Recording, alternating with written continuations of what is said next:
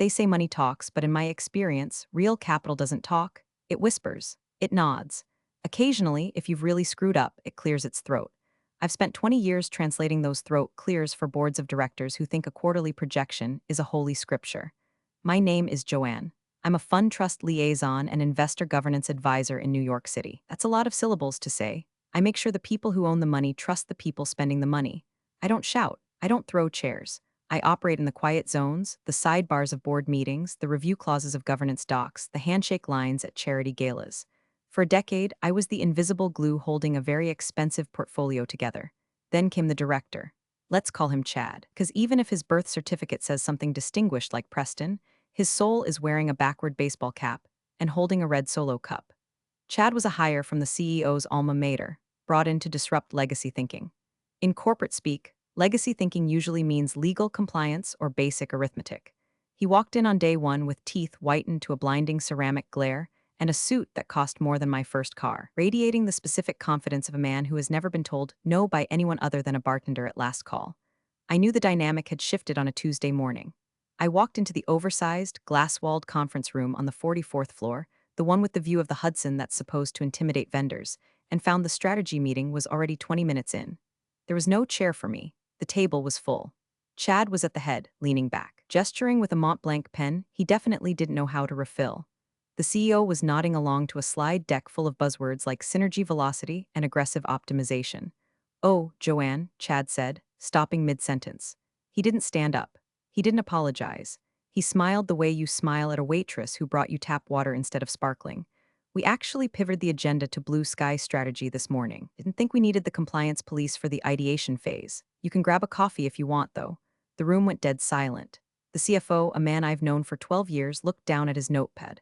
The general counsel suddenly found a fascinating scratch on the mahogany table. "Governance isn't policing, Chad," I said, my voice level, steady. I didn't blink. "It's structural engineering. You don't build the penthouse before you check the foundation." "Right, right." Chad chuckled, waving a hand as if swatting a fly.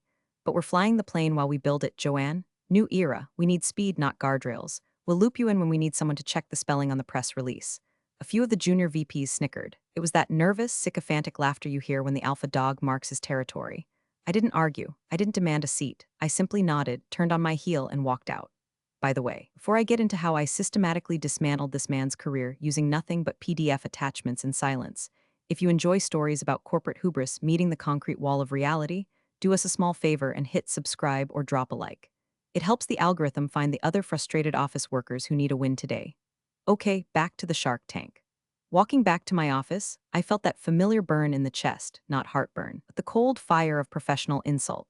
It wasn't just the rudeness, it was the stupidity. Chad didn't understand what I did. He saw me as a barrier, a speed bump, dead weight with nice shoes. He didn't realize that I wasn't there to protect the company from the investors. I was there because the investors wanted me there to watch the company. I sat at my desk, looking out at the gray skyline. My phone blinked. It was a text from the CEO. "Don't take it personal. He's just shaking things up. We need his energy for the Series E round." Energy, that's what they called it. I called it liability. Later that afternoon, I noticed the first subtle cut. I went to access the shared drive for the upcoming acquisition due diligence, a project I had been leading for 6 months. Access denied. Contact administrator. I called IT. "Hey, Kevin," I said, keeping it breezy. "Glitch on the drive?" Hey, Joanne," Kevin stammered. Kevin was 24 and terrified of everyone. "Actually, the request came from the director's office. They're moving all M&A files to a secure strategic silo. Access is limited to the core growth team." "I see," I said, "and I'm not on the core growth team?" I don't see your name on the list, Joanne. Sorry." "It's fine, Kevin. Don't worry about it." I hung up. I stared at the black screen of my locked files. Most people would have stormed into the CEO's office. Most people would have sent a scathing email copying HR. I did neither. Instead, I opened a different drawer in my desk, the one that locked with a physical key. I pulled out a fresh legal pad. Chad thought he was icing me out of the game. He thought that by removing my access, he was removing my power. What he failed to grasp, what men like him always fail to grasp, is that power isn't about having the login password. Power is about knowing who actually owns the server.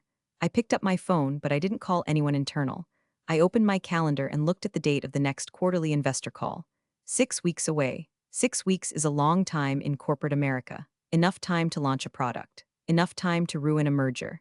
And if you're patient and meticulous, exactly enough time to let a man hang himself with his own synergy. I opened a blank document on my personal laptop. Never the company machine for this part, and typed a single header, governance log, unsanctioned blocks. I wasn't the compliance police anymore. I was the crime scene photographer, and the body count was about to start rising. If part one was the cold shoulder, part two was the shiv to the kidneys. It started with the budget. In my line of work, your budget isn't just money, it's your capacity to verify reality. I use third-party auditors, external legal counsel for second opinions, and specialized forensic accountants. These aren't cheap, but they are the insurance policy that keeps the board from going to prison.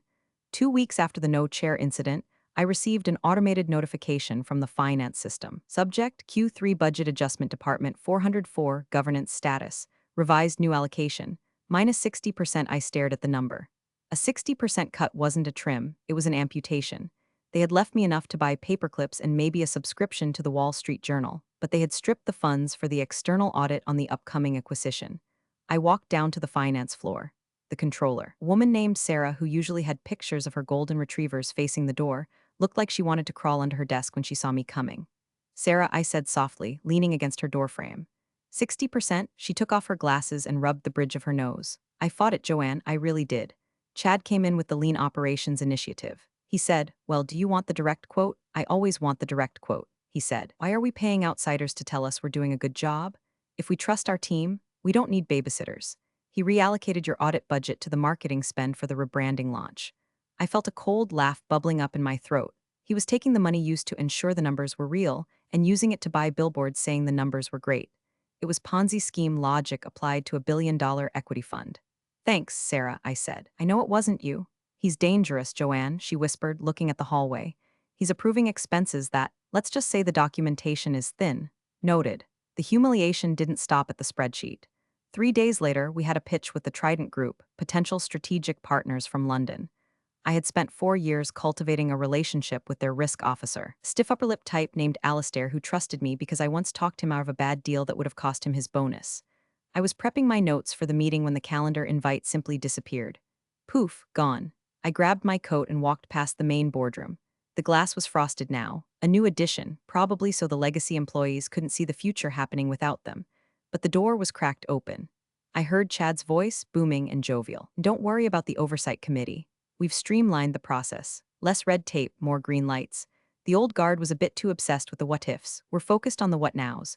I saw Alistair in the reflection of the monitor. He looked uncomfortable. He was looking around the room, presumably for me.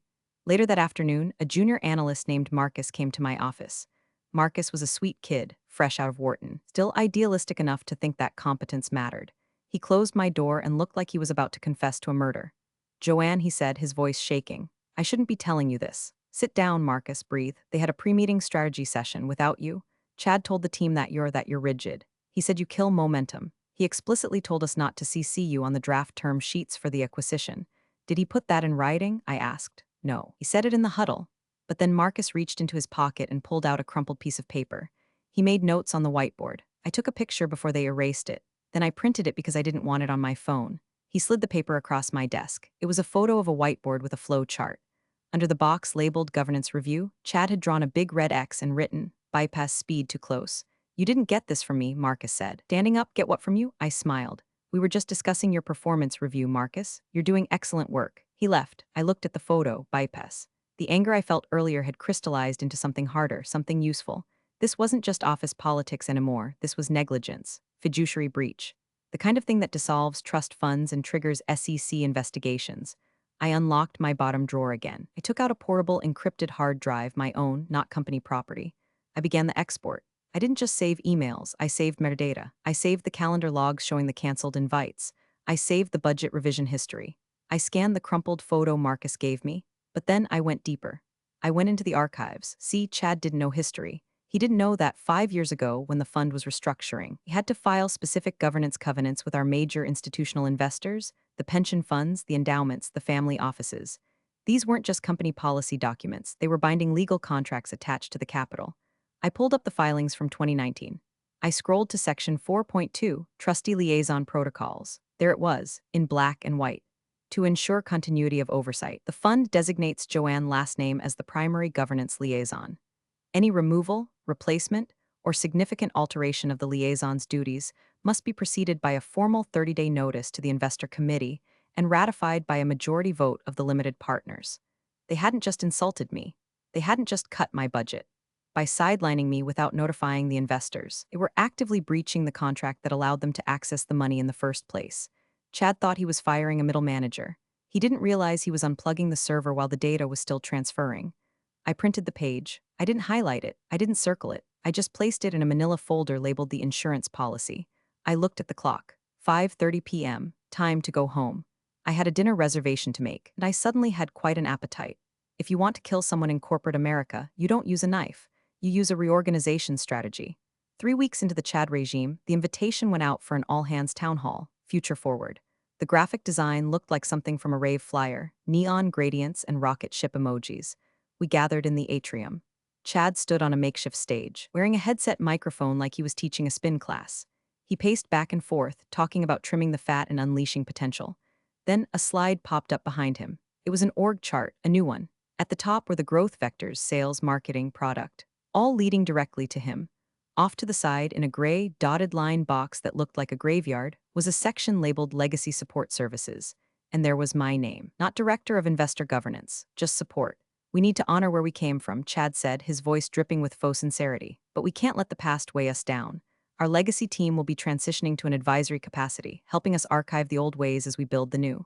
He pointed at the screen. He pointed at my name. 200 people turned to look at me. I was standing near the back, holding a cup of lukewarm coffee. I didn't scowl, didn't cross my arms. I took a sip of coffee, looked Chad directly in the eye, and offered a small, polite smile. The kind of smile a teacher gives a toddler who has just proudly crapped his pants. The message was clear: I am irrelevant, I am history, I am being put out to pasture.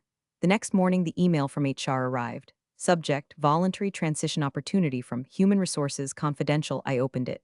It was a generous offer. 6 months of severance, continued healthcare for a year, and a non-disparagement agreement so watertight it probably forbade me from frowning at the company logo.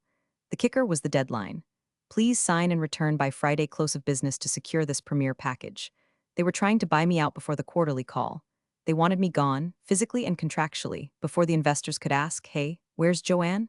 I printed the offer. I didn't sign it. I put it in the folder with the crumpled whiteboard photo and the 2019 governance filing. Then I did something that would have confused them deeply if they were watching. I started doing exactly what they asked. I stopped coming to the strategy meetings I wasn't invited to. I stopped sending corrections on their compliance memos. I stopped asking questions about the acquisition due diligence. I became a ghost in my own office. When people passed my glass walls, they saw me typing furiously. They assumed I was updating my resume or emailing headhunters. They looked at me with pity. Poor Joanne, she just couldn't adapt to the new speed. What they didn't see was what I was actually typing. I was compiling a master index. Document 001, date/time stamp of denied server access. Document 002, audio transcript of town hall, recording via Apple Watch. Document 003, the voluntary severance offer implies constructive dismissal.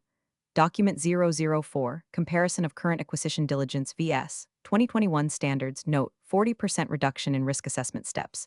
I wasn't building a defense, I was building a weapon. On Thursday, Chad stopped by my office. He actually leaned on the doorframe, chewing gum.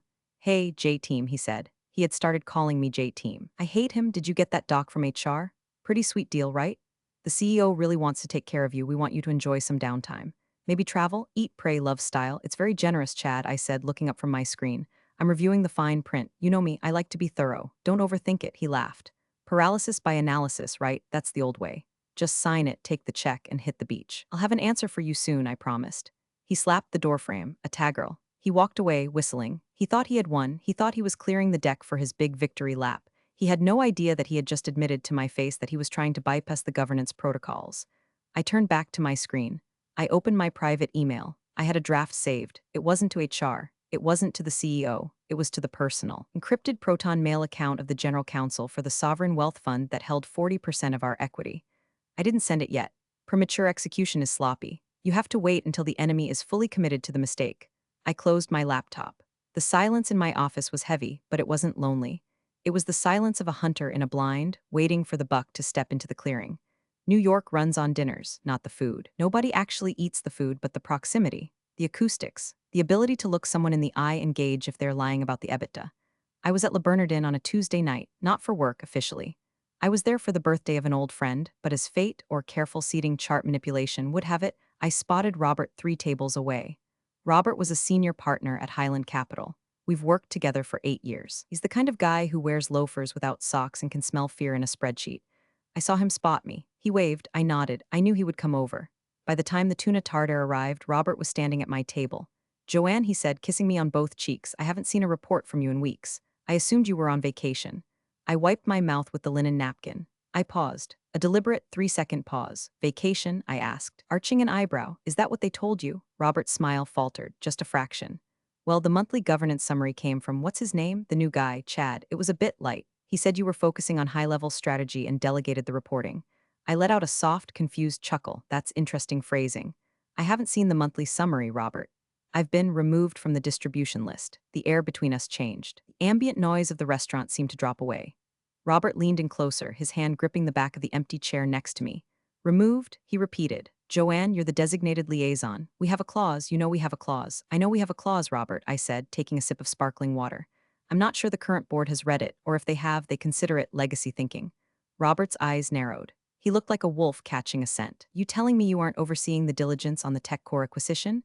I'm telling you that my access to the data room was revoked 3 weeks ago, and my budget for external audit was reallocated to marketing.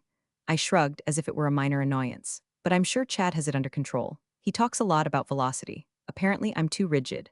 Robert wasn't smiling anymore. He looked furious, but not at me. Velocity, he spat the word out. We don't pay for velocity, Joanne. We pay for stability. If you aren't looking at those books, he let the sentence hang. I can't confirm or deny what I can't see, Robert, I said, offering him an out. Maybe everything is fine. Maybe the numbers are perfect. But if I were you, I'd wonder why they don't want me checking them. He straightened up. He buttoned his jacket. I need to make a call, he said. Enjoy your dinner, Robert. Try the scallops. He walked back to his table, but he didn't sit down. He walked straight past his dinner companions and out to the coat check, his phone already pressed to his ear. I watched him go. I took a bite of my tuna. It was delicious. 2 days later, my phone rang. It wasn't an internal extension. It was Robert's number. Joanne, he said, no pleasantries. I asked for the raw diligence files. Chad sent me a summary deck. He said the raw files are proprietary internal work product. Since when do we not get the raw files? Since never, I said calmly. I asked him if you had signed off on the risk assessment. He said, and I quote, Joanne is transitioning to a new role, so we've handled this at the executive level. I see, I said. Are you? Robert asked. Transitioning? I have a severance package on my desk that they'd very much like me to sign by Friday, I admitted. It characterizes my departure as voluntary. Silence on the line. Heavy, expensive silence. Do not sign it, Robert commanded. I wasn't planning to. Joanne, if you are removed without our vote, that's a breach of the 2019 LP agreement. Section 4.2. I know, Robert. I wrote Section 4.2. I'm going to send a formal inquiry to the board, he said. I'm going to rattle some cages. No, I said quickly. Not yet. Why? Because if you rattle the cage now, they'll scramble. They'll fake the logs. They'll backdate the approvals. They'll claim it was a misunderstanding and restore my access just long enough to hide the mess. So what do we do? Wait for the quarterly call, I said. Let them go on record. Let Chad present the numbers to the entire investor pool. Let him claim on a recorded line that governance is sound. That's risky, Joanne. It's not risky if you know the truth, I said. Let him put his neck in the noose, Robert. Then you can kick the chair. He laughed, a dry, sharp sound. Remind me never to piss you off, Joanne. Too late for some, I said. We hung up. The trap was primed. Now, I just needed to make sure I had the ammunition ready for when the trigger was pulled. The office at 9 p.m. is a different beast. The air conditioning hums a lower frequency. The motion sensor lights click off in the hallways, leaving islands of illumination. It's usually my favorite time to work. Tonight, however, I wasn't the only one there. I was in my office, lights off, the glow of my monitor the only thing illuminating my face. I was finishing the clarification package for Robert's legal team.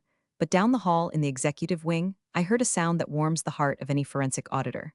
Whirr, chunk, whirr, chunk, the industrial shredder. I stood up and walked silently in my stocking feet to the edge of the hallway. The glass walls of the director's office were frosted, but the door was ajar. A single lamp was on. I saw Chad. His tie was loosened, his hair, usually lacquered into submission, was falling over his forehead. He looked frantic. He was pulling staples out of thick documents and feeding them into the machine. He wasn't shredding junk mail. He was shredding the red-line drafts of the acquisition agreement, ones with the handwritten notes, the ones that probably said things like ignore this liability or hide this debt. I didn't stop him. I didn't pull out my phone to film him. That would be amateur hour. Instead, I walked back to my desk. I knew something Chad didn't know. Our multifunction printers/copiers have a hard drive. Every document scanned or copied in the last 30 days is stored in a temporary cache for retrieval. And Chad, being the lazy disruptor he was, had undoubtedly copied those documents for his core growth team before realizing he needed to destroy the originals. I sat down and logged into the admin panel for the executive printer. I still had the password because 2 years ago, the IT guy was on vacation and I needed to scan a contract, so he gave me the master key and never changed it. Legacy access. I found the logs. User C. Preston job. Act draft V3 internal only time. 09:42 a.m. There it was. I downloaded the PDF directly from the printer's memory. I opened it. It was beautiful. On page 45, next to a clause about a pending lawsuit against the target company, a lawsuit that could bankrupt them, there was a handwritten note in blue ink, Chad's handwriting. Don't disclose to Inv, calm, yet deal killer. We fix post-close. Fraud. Pure, unadulterated, premeditated fraud. He was in his office right now, shredding the paper that contained that note, thinking he was erasing the evidence. He didn't realize he was just destroying the souvenir. I had the digital negative. I felt a strange sense of calm. This wasn't just incompetence anymore. This was criminal. And because I was the governance liaison, if I didn't report this, I was complicit. But I had to report it to the right people. If I went to the CEO, he'd bury it to save his own skin. I went back to my email draft to Robert's lawyer. I attached the PDF. I typed a simple message to General Counsel, Highland Capital from Joanne last name Ree. Supplemental clarification regarding due diligence attached. Please find the unredacted draft of the acquisition agreement retrieved from internal logs. Please note the handwritten annotation on page 45 regarding undisclosed litigation. I am currently witnessing the physical destruction of the original hard copy by the director. I am preserving this digital copy pursuant to my fiduciary duty under the 2019 LP agreement. Do not act until the call. Regards, Joanne. I hit send. The progress bar moved across the screen. Sent. Down the hall, the shredder stopped. I heard Chad sigh, a heavy, exhausted exhale. He probably felt safe now. He probably thought he had scrubbed the stain out of the carpet. I put my shoes back on. I grabbed my coat. I walked past his office on my way to the elevators. He jumped when he saw me. He was sweating. Joanne, he yelped. Jesus, you're still here? Late night? Just wrapping up some loose ends, I said, buttoning my coat. You know how it is. Cleaning house. He laughed nervously, glancing at the shredder bin which was now full of confetti. Yeah, exactly. Spring cleaning in October. Gotta stay lean. Good night, Chad, I said. Night, Joanne. Hey, did you sign that HR paperwork yet? I pressed the elevator button. The doors opened. I stepped in and held the door for a moment, looking at him. I'm bringing it to the meeting on Wednesday, I lied. Great, perfect. See you then. The doors closed. I checked my pulse. 72 beats per minute. Steady. Had the smoking gun. Now I just needed him to stand in front of the firing squad. Wednesday morning, the day of the quarterly investor call. The office was vibrating. You could feel the caffeine in the air. Junior analysts were sprinting between cubicles with updated slide decks. The printer was jamming every 10 minutes. In the main conference room, the war room, the executive team was huddled. Chad, the CEO, the CFO, and the inner circle. I was sitting at my desk, organizing my desktop icons. I wasn't invited to the war room. Around 10 o'clock a.m., I saw Kevin from IT running toward the conference room with a panicked look on his face. A moment later, the CFO's assistant came out, looking pale. The first domino had fallen. I checked my private email. A copy of the letter from Highland Capital's legal team had just arrived in my inbox, blind copied. Board of Directors from Highland Capital legal subject. Urgent. Pause on capital disbursements effective immediately. Highland Capital is freezing all pending tranches of funding for the Series E round and the acquisition facility. We require an immediate internal review of governance compliance regarding the tech core diligence process. We expect a full update during today's call. It was vague enough to cause panic, but specific enough to terrify them. They didn't know what Highland knew. They just knew the money tap had been turned off. Through the glass walls of the conference room, I saw the mood shift. The CEO was shouting at the speakerphone. Chad was waving his arms, pointing at the CFO. They were scrambling. They were trying to figure out where the leak was. I saw Chad look out the window, scanning the floor. His eyes landed on me. I was watering the piece lily on my desk. He stormed out of the conference room and marched toward my office. He didn't knock. He threw the door open. Did you talk to Highland? He demanded. His face was blotchy. Good morning, Chad, I said, putting down my watering can. Talk to them? About what? About the funding. They just froze the wire transfer. They're citing governance issues. That's odd, I said. I thought we pivoted away from governance. Didn't we decide it was a legacy bottleneck? He slammed his hand on my desk. Don't play games with me, Joanne. Did you call Robert? I haven't spoken to Robert in a professional capacity in weeks, I said, which was technically true. Our dinner was social. I don't have access to the diligence files, remember? How could I flag an issue if I can't see the data? He stared at me, searching for a crack. But I've sat across from federal regulators. I've sat across from hostile auditors. Chad was a golden retriever compared to them. We need you on the call, he said suddenly. I thought I was transitioning. Forget the transition. We need a united front. You need to be on the call to tell them that our oversight is robust. He wanted a human shield. He wanted me to go on record and lie for him, so if it blew up later, he could blame the legacy liaison. I can join the call, I said slowly. But I won't lie, Chad. I'll answer questions truthfully. He narrowed his eyes. Just stick to the script. We'll handle the Q&A. You just sit there and look like you're part of the team. If they ask about governance, you say we are fully aligned. Fully aligned, I repeated. Good, be in the boardroom at 1:55. He ran back to the war room. I sat back down. I opened my purse and checked that my phone was fully charged. I opened the voice recorder app. Then I opened the folder on my computer labeled Final Archive. Dragged 3 files into an email draft. 1. The 2019 Trustee Protocols. 2. The chat logs of my access denial. 3. The PDF of the fraudulent handwritten note. I entered the email addresses of the entire investor committee, 12 high net worth individuals and fund managers. I didn't hit send, not yet.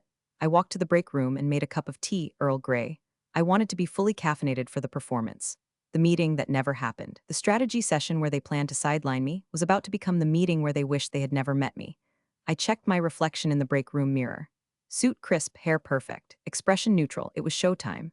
The boardroom smelled like stale coffee and fear. At 2:00 p.m. we were live. The massive spider phone in the center of the table glowed green. On the screen, the participant list scrolled. Highland Capital, BlackRock, Teachers Pension Fund, Sovereign Wealth, billions of dollars of listening ears. Chad sat at the head of the table. The CEO was to his right. I was seated at the far end near the door. The United Front. Chad started his pitch. He was good, I'll give him that. He spun a tale of explosive growth, of synergy, of a new era of agility. He used the word optimization 11 times in 4 minutes. And regarding the acquisition, Chad said, his voice smooth, "We have completed a rigorous diligence process. We found 0 red flags. We are ready to close and integrate within 30 days. He looked at me when he said it. A warning glare. The line was silent. Usually there's a polite murmur. Today, nothing. Then Robert's voice came through the speaker. Clear. Sharp. Chad, this is Robert from Highland. Quick question. We received a notification about a pending lawsuit against the target company. Something about patent infringement that could wipe out their IP. Did your diligence team catch that?" The air left the room. The CEO looked at Chad. Chad froze. Robert, Chad stammered. We looked into all litigation. We deemed everything to be non-material. Nuisance suits, standard stuff, non-material, Robert asked. So you have a record of it? Chad muted the mic. The light turned red. Joanne, he hissed down the table. Do we have a record of it? I don't know. Chad, I said calmly. I don't have access to the files. Make something up? He whispered furiously. Nod, do something? He unmuted the mic. Yes, Robert, Chad said, regaining his confidence. Our governance liaison, Joanne, has reviewed it personally and signed off. It's a non-issue. He pointed at me. Smile, his eyes said. Nod. I didn't smile. I didn't nod. I leaned forward toward the microphone. Actually, Robert, I said clearly. Chad's hand slammed down on the mute button. Beep. The light went red again. Shut up, Chad snarled at me. You are done, get out. You wanted me on the call, I said. I wanted a team player, not a saboteur. He laughed, a manic, high-pitched sound. God, you legacy people, it's not us, it's you, you're done here. Get out of my boardroom. He pointed to the door. I stood up. I picked up my notebook. I looked at the CEO. He looked away. I walked to the door. But as I reached for the handle, I heard a sound that made my blood sing. Excuse me? It was Robert's voice from the speaker. Chad looked down. The light on the phone was green. He hadn't hit the mute button hard enough, or maybe in his panic he double-tapped it. Excuse me, Robert repeated, his voice icy. Did the director just fire the fund's trustee liaison, live on an investor call? The silence in the room was absolute. It was the silence of a heart stopping. Chad stared at the green light. His face went gray. Robert, we were having an internal sidebar.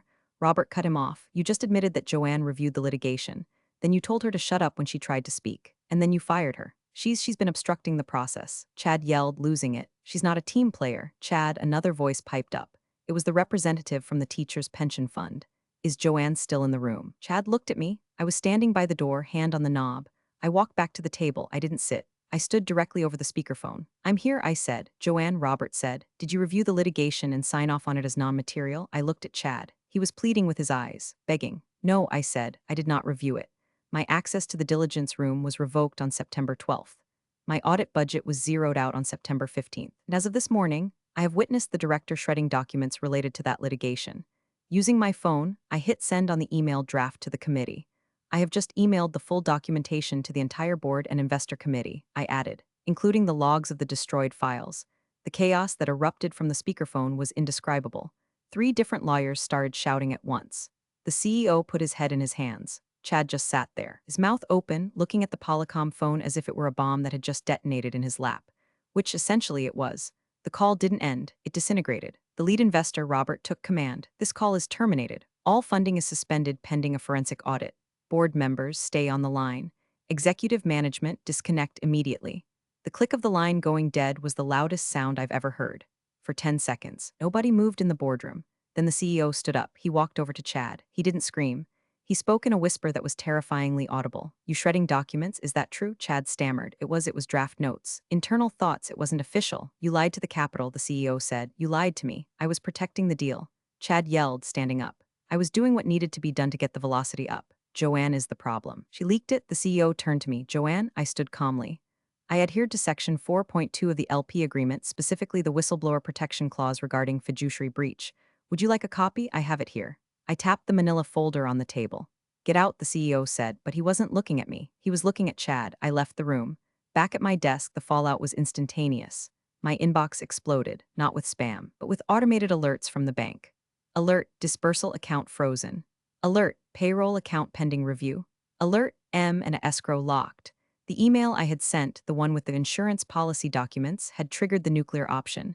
The investors hadn't just paused the deal. They had invoked their right to seize operational control of the accounts. News hit the wires within the hour. Bloomberg Terminal, fund name halts funding for tech core deal amid governance probe. I saw the stock price ticker on the lobby TV take a nosedive. Chad's velocity had finally arrived. He had successfully driven the company off a cliff at record speed. Around 4 p.m., security came up. Usually, this is the part where they escort the whistleblower out. They walked past my office. They went to the corner office. I watched through the glass as Chad threw things into a box. His Montblanc pen, his framed degree. He was arguing with the guard, but the guard, a guy named Mike who I always made sure got a holiday bonus, wasn't having it.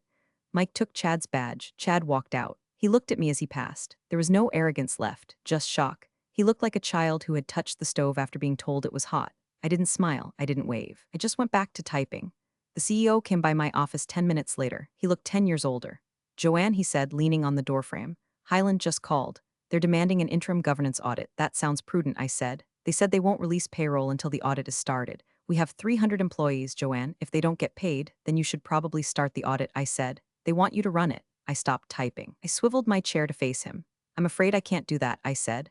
"I'm currently reviewing a voluntary transition package. According to HR, I'm legacy talent." He winced. "We can tear that up. We can discuss a retention bonus." "I don't want a bonus, David," I said. "What do you want?" "I want the 2019 protocols reinstated.